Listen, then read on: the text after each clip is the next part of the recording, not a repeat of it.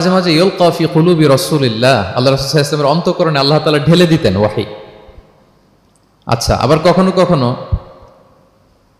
জিবরাইল আলাইহিস সালাম ওনার মূল আকৃতিতে ওহী নিয়ে আসতেন। ওনার যে বিসূরাতিহিল আসলিয়া, জিবরাইল আলাইহিস সালামের যে মূল সূরাত, এই সূরাতে আসতেন। এই সূরাতে রাসূল সাল্লাল্লাহু আলাইহি ওয়াসাল্লাম জিবরাইল আলাইহিস সালামকে জীবনে দুইবার দেখেছিলেন।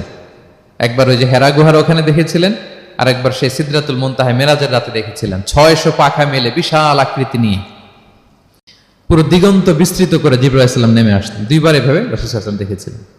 এভাবে কোরআন নাজিল হতো। আবার কখনো কখনো রাসূল সাল্লাল্লাহু আলাইহি ওয়াসাল্লাম এই যে হিউম্যান শেপে, মানুষের আকৃতিতে আসতেন, দেখতে মানুষের মতো লাগতো।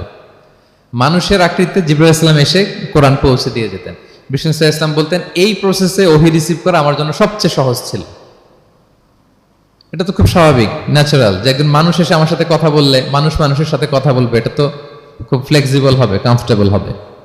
বাকি পদ্ধতিগুলো রাসূল সাল্লাল্লাহু আলাইহি ওয়াসাল্লামের জন্য কঠিন ছিল।